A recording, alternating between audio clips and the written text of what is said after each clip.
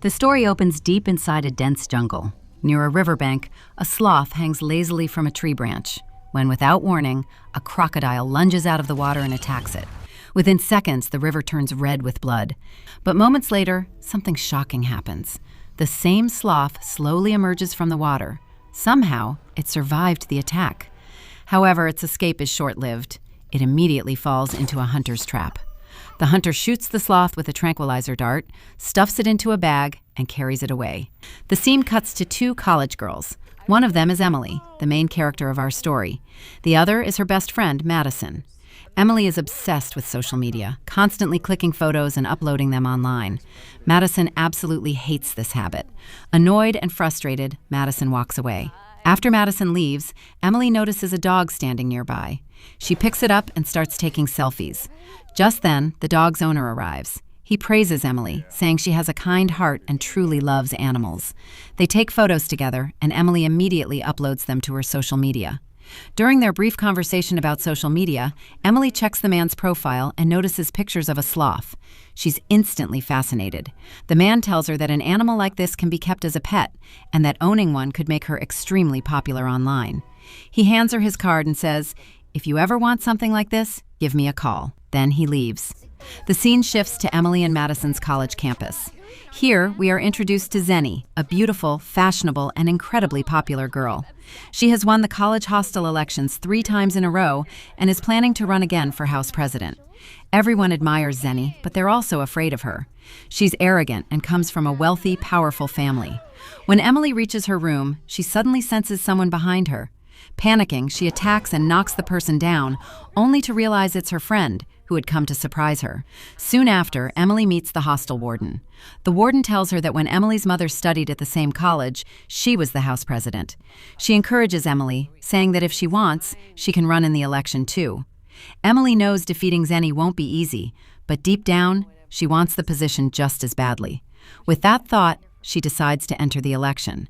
There's only one way to win. Emily needs popularity equal to Zenny's. That's when she remembers the man who told her that owning a sloth could make her famous online. The idea feels unique and exciting. Emily contacts the man and decides to buy the sloth. The scene cuts to the man, who is about to take the same sloth out of its cage for a walk. Suddenly, the sloth attacks him viciously with its sharp claws and kills him. The next morning, Emily arrives at the man's house. None of her calls are answered. Inside, the house is a complete mess. She can't find the man anywhere. Then she notices the sloth. It looks terrified. Without telling anyone, Emily picks up the sloth and takes it with her. Back at the hostel, Emily sees Zenny holding a meeting with several girls. Zenny already hates the idea that someone has dared to challenge her in the election, and seeing Emily only fuels her anger.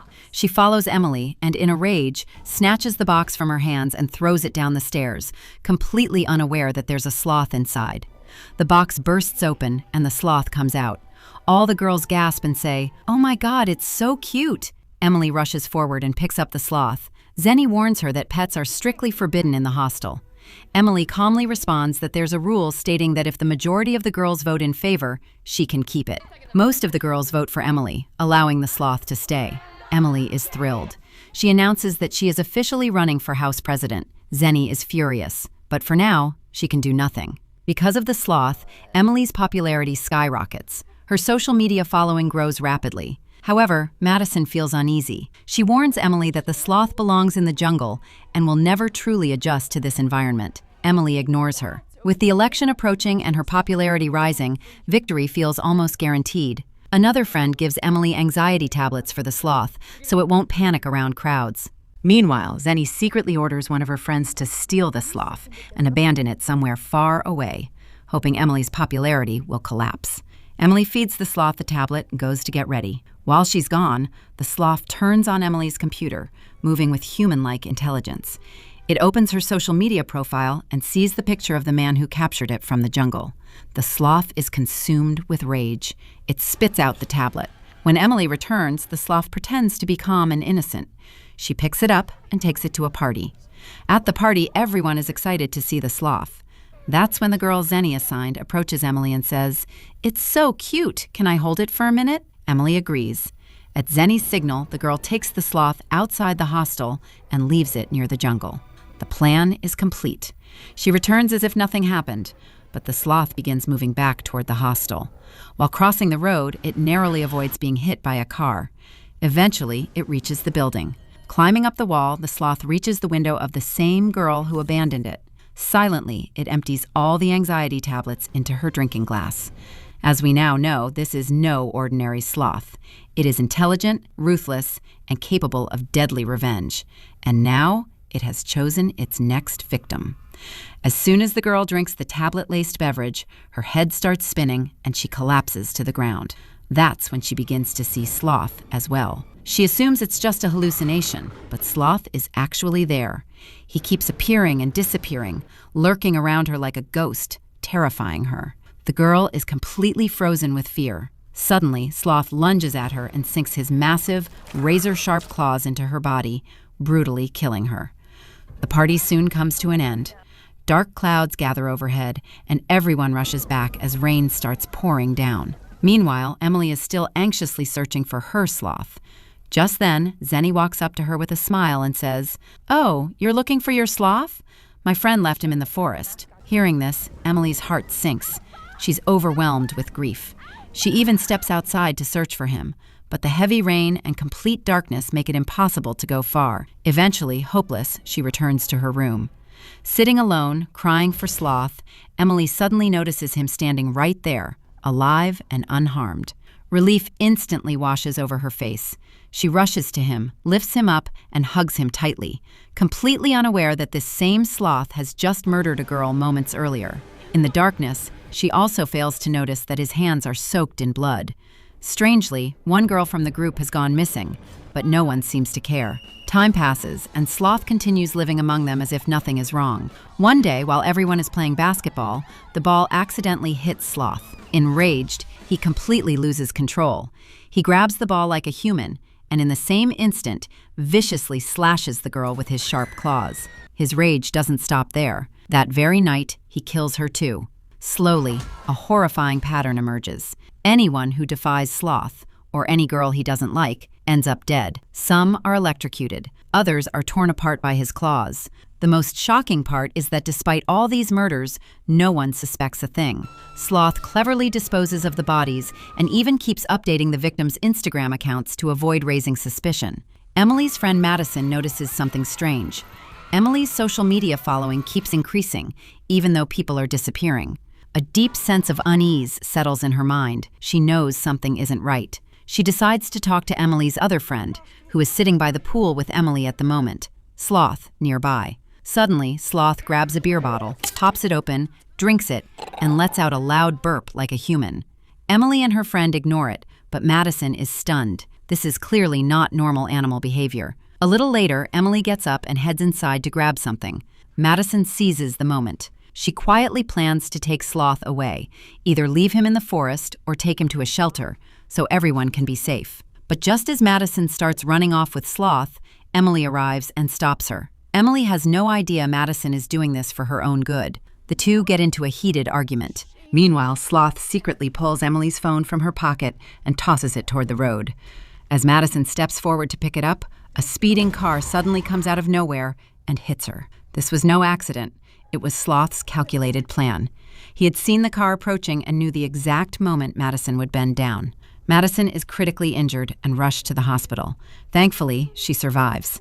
Seeing her friend in this condition, Emily is devastated. She promises Madison that once the elections are over, she'll take Sloth to a shelter. But election night turns into a nightmare. That same night, Sloth brutally murders 2 more girls. Afterward, he takes one of their phones and searches for the hospital where Madison is admitted. She's his next target. Sloth steals Emily's car and drives straight to the hospital, shockingly, with the skill of a professional driver. Back at the hostel, no one even notices the missing car or the disappeared girls. Everyone is too busy with the election chaos. On election night, the girls arrive dressed in red gowns. Voting is underway. Zenny is about to win, but at the last moment, Emily receives a few extra votes and takes victory. Emily is thrilled. Zenny burns with jealousy. At the hospital, Sloth reaches Madison's room.